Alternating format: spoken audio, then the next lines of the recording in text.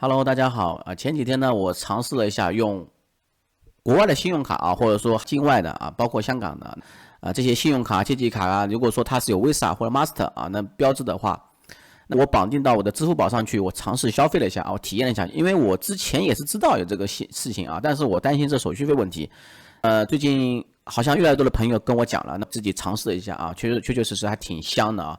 为什么呢？比如说看这个截图吧，这是我第一次消费啊，我绑定的是美国 BOA 的信用卡啊。有些朋友就问啊，就说 BOA 的信用卡不是会有这个货币转换手续费的吗？确实啊，很多香港的信用卡，包括美国信用卡都是有货币转换费的啊，你要小心。但是呢，有个你可以放心，在支付宝这边支付啊，事实上啊，它其实不会转换什么货币转换费的。比如说我用美国的信用卡来刷吧，我其实刷了12块钱啊，买了点东西12块钱，我没想到它有一个万事达的有一个优惠啊，减10块钱，可能是第一次绑定的时候它可以给你减这个10块钱优惠啊。事实上我被扣了2块人民币的话，直接是从 BOA 的账户上扣0.27啊，0.27，这个它直接帮你转换好了啊。测试下来的话，这个汇率啊在7.40啊，不过这个因为金额比较小嘛，所以说这个可能小数点它可能有省略或怎么样的，所以说不是很准确啊。这是事实上的话应该在7.3几啊。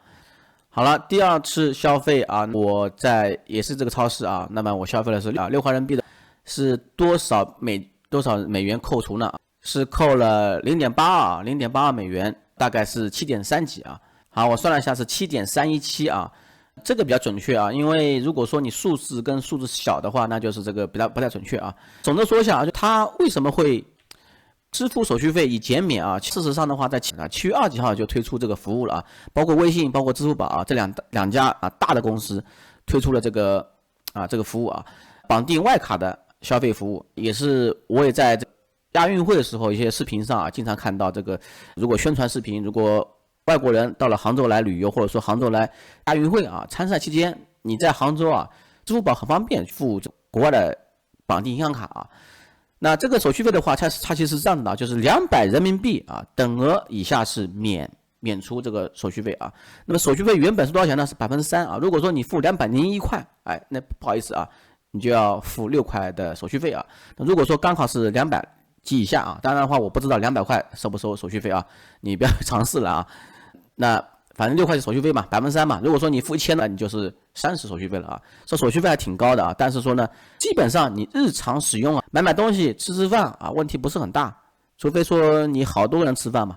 好了，那么我第二次的时候呢，我是用这个美团、大众点评买一些东西啊，买了个券啊。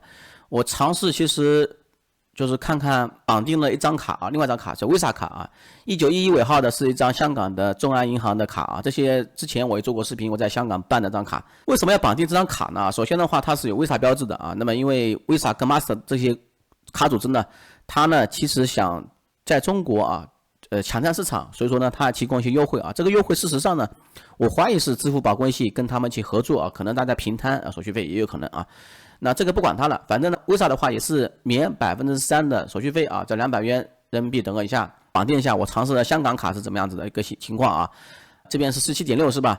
好，之前这个时候付款的时候呢，它会有个页面啊，让我授权啊，所以说众安银行这个做的还比较好啊，要求你打开这个众安银行的 APP， 点授权，然后它才能付款成功啊，所以说这样的话防盗刷比较好了。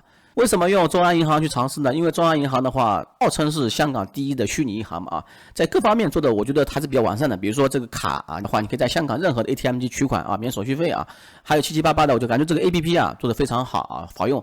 那所以说我想尝试一下啊。好了，这边我消费成功之后，它这边立马会显示了啊，有一个弹出来抽奖机会啊。好了，这边显示出来啊，这个我一看啊，结果是有1.95%的外币交易手续费啊，这个让我意料不到啊。那怎么回事呢？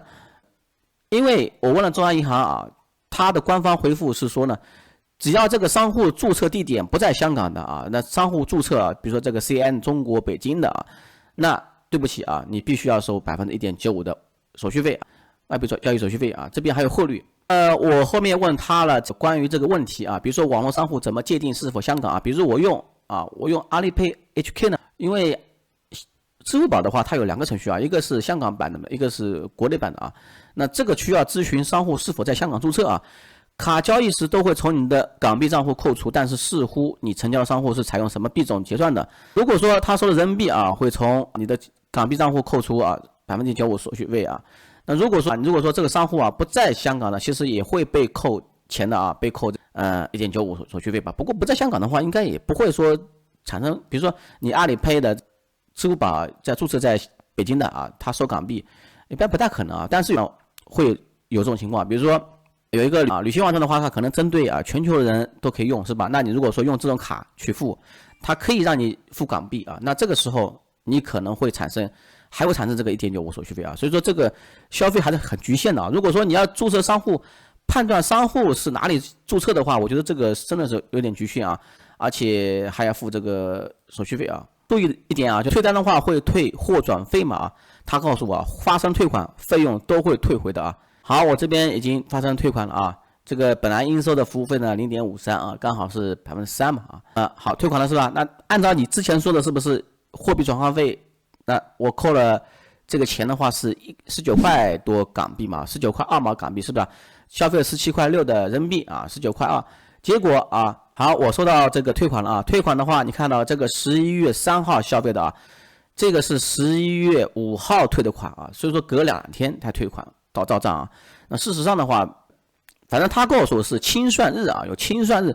这个清算日，我问他怎么定义的呢？他只告诉我，这个清算日呢，就是让你消费日之后啊，它会有个清算系统，会在清算日的之后的30天之内啊，把这个退款全完成啊。所以说还是很麻烦，我还好等2天才到啊。但是发现没有啊，我付了19块2，按照你的说法，是不是退款的话应该全额退款？但事实上我只收到18块4毛6啊。好，那么我又问他了啊，我说你这个到账不足额啊，那说咨询消费金额和退回金额不符是吗？我是的啊，他说明白啊。我说我问过客服啊，退款会全部退，包含货币转换费啊。他说什么先生啊，我还会按照实际汇率兑换的对应货币进行消费啊，后续发生退回的话，也会按照实际汇率进行兑换退款。什么意思啊？就说呢，你付出去的时候，我给你个汇率啊，比如说当时他卖给我港币是人民币啊，我要付人民币啊，付人民币他收我1块0毛09港币。当我收人民币的时候呢，我卖给他是1块04啊，中间有0.05差价。大家可以再看一下啊，比如说汇率啊，这个我退回来是不是金额是17块6啊？这个退人民币啊，他收了我的啊，我卖给他啊，这个人民币啊卖给他是1.04啊。好，他把人民币啊卖给我是1.09啊，你看这个差价啊。